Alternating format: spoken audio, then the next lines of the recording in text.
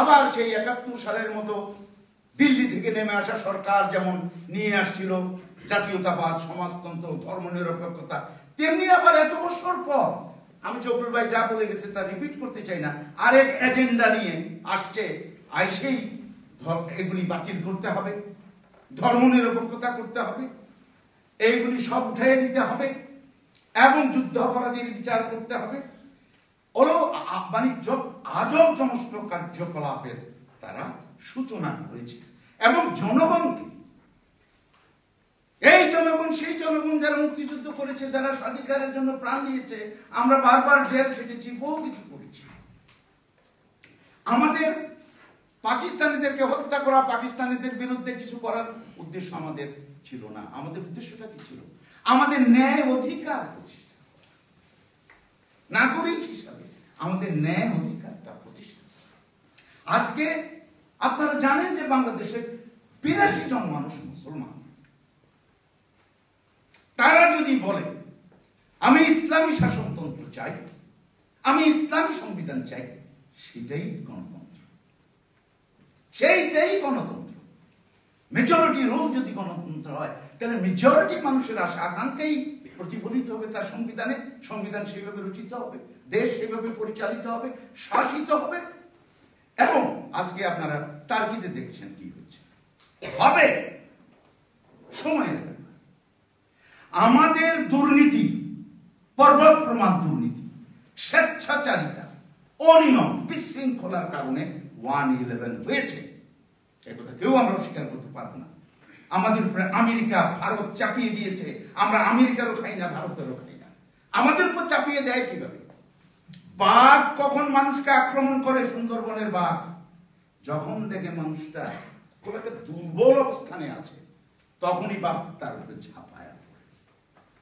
বাংলাদেশে এক্স্যাক্টলি তাই হয়েছে। আমি আমার ৩ তলা থেকে আমি দেখেছি কিভাবে জামাতের কর্মীদেরকে পিটিয়ে হত্যা করা হয়। আমার ঠিক জানালার নিচে যে রুমে আমি বসি, শীতাতপ নিয়ন্ত্রিত বিশাল কক্ষ, এর যে বড় রুমের ভিতরে আমি বসতাম, তার জানালা দিয়ে আমি দেখতে পাচ্ছিলাম কিভাবে হত্যা করা হচ্ছে। ২৮শে অক্টোবর ২০০৬। এই নির্লক্ষ একদিন দুদিনের নয়, যে এদেরকে আর ক্ষমতায় আসতে দেওয়া যাবে না।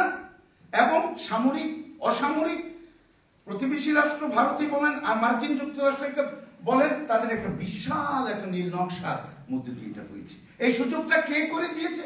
যারা আগে ক্ষমতায় ছিল, যারা পঞ্চম সংশোধনীর জন্য নিজেদেরকে গৌরবান্বিত মনে করে, বিসমিল্লাহির রহমানির রহিম তারা করেছে, তারা এটা করেছে, ওইটা করেছে, ইসলামী পন্থায় তারা অনেক কিছু করেছে। যারা এগুলি করেছে তারাই সবচেয়ে বেশি আবার এই যখন বিচ্যুত হয়েছে, এই জিনিসটা আমাদের উপর নেমে এসছে। আমি বিস্তারিত আলোচনায় যাব না, শুধু একটি কথাই বলবো,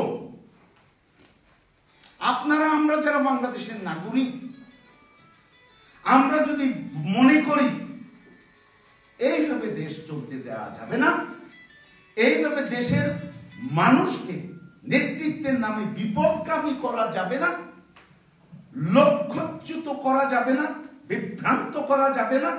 কারণ আমাদের রাজনীতি, আমাদের জীবন ইহলৌকিক এবং পারলৌকিক একটা সেতু বন্ধনের উপরে বসে আছে।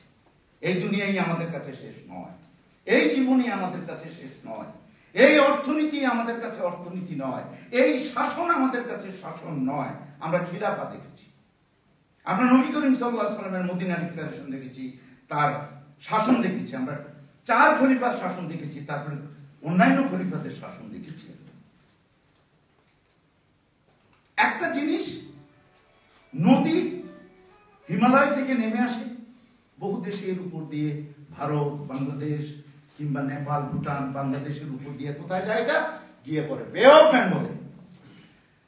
মানুষের সংবিধান, মানুষের রাজনীতি, সমাজ, সংস্কৃতি, অর্থনীতি সেইভাবে ধারাবাহিকভাবে প্রবাহিত হতে হতে একটা বিশাল একটা প্রেক্ষাপটের দিকে এগিয়ে যায়।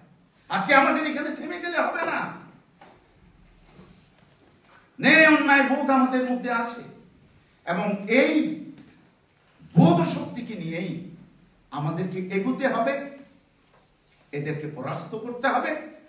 সত্যিকার অর্থে গণতান্ত্রিক রাজনীতি প্রতিষ্ঠিত করতে হবে, যেই রাজনীতিতে, যে অর্থনীতিতে, যে সমাজ সংস্কৃতিতে মানুষের মুক্তি আছে, সেই দিকে আমাদের যেতে হবে এবং আমাদের সংবিধানে সেই কথাগুলোই প্রতিফলিত হতে হবে, নতুবা আমাদের মুক্তি আসবে না। বারবার এইরকম ৭১-এ আসছে একবার তারা, আবার তারা এখন আসছে, এইভাবে বারবার তারা আসতে থাকবে যদি আমাদের দুর্বলতাই প্রাধান্য পেতে থাকে। সুতরাং আজকে আপনারা যে উদ্দেশ্যে এখানে সমাবেত হয়েছেন, এই ঘটনাটি, এই বক্তব্যটি, এই প্রেক্ষাপটটি অতি ব্যাপক। এটাকে এইভাবে ছেড়ে দিলে হবে না। আমরা এখানে যত বড় কথা বলি না কেন, আমরা ধর্মনিরপেক্ষ হব। আপনি ভারতে বিজেপি হিন্দুত্বর রাজনীতি করে যান, জার্মানিতে খ্রিস্টান ডেমোক্রেটরা সেখানে তাদের সমানে তাদের রাজনীতি চালিয়ে যাচ্ছে। এইসব দেশে দেখেন, এই দেশের রাষ্ট্রধর্ম কি? প্রতিষ্ঠান ক্রিশ্চিয়ানিটিকে তারা তাদের কোথাও ক্যাথলিক ক্রিশ্চিয়ানিটি তার রাষ্ট্রধর্ম। আজকে প্যালেস্টাইনে বলেন, ইসরায়েলে বলেন, ইসরায়েলে কি হচ্ছে আজকে? জায়নিস্টদের, ইহুদিবাদীদের কি হচ্ছে কি? এগুলি থেকেও কি আমরা শিক্ষা নেব না? এগুলি থেকে শিক্ষা নেওয়ার আমাদের সময় এসেছে। রাজনীতি ধর্মকে বাদ দিয়ে নয়, ধর্ম সঠিক মানুষ সৃষ্টি করে, উৎকৃষ্ট মানুষ তৈরি করে। সেই মানুষ যদি, সেই মানুষের চিন্তা চেতনা যদি রাজনীতিতে প্রতিফলিত হয়, মানুষের মুক্তি ত্বরান্বিত হয়, আমাদেরকে সেটি বুঝতে হবে।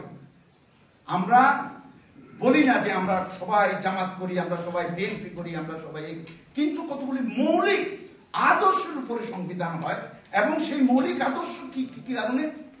মানুষের মুক্তির জন্য। এবং আমাদেরকে আজকে এই সভা থেকে শপথ নিতে হবে যে এই লক্ষ্যে আমরা কাজ করব। এদেরকে পরাস্ত করে আমরা সত্যিকার অর্থে জনগণের আশা আকাঙ্ক্ষার প্রতিফলন ঘটিয়ে আমরা একটি সংবিধান রচনা করতে চাই বাংলাদেশের জন্য, যা বাংলাদেশের মানুষের জন্য মঙ্গল হবে, ইহলৌকিক পারলৌকিক মুক্তির পথ প্রশস্ত হবে। মানুষ, রাজনীতি, সমাজনীতি, অর্থনীতি প্রবৃদ্ধি আমাদের বাড়বে এবং কিসের উপরে? নেই। এই জিনিসটি বলেই আমি আমার বক্তব্য শেষ করতে চাই। খুদা হাফেজ।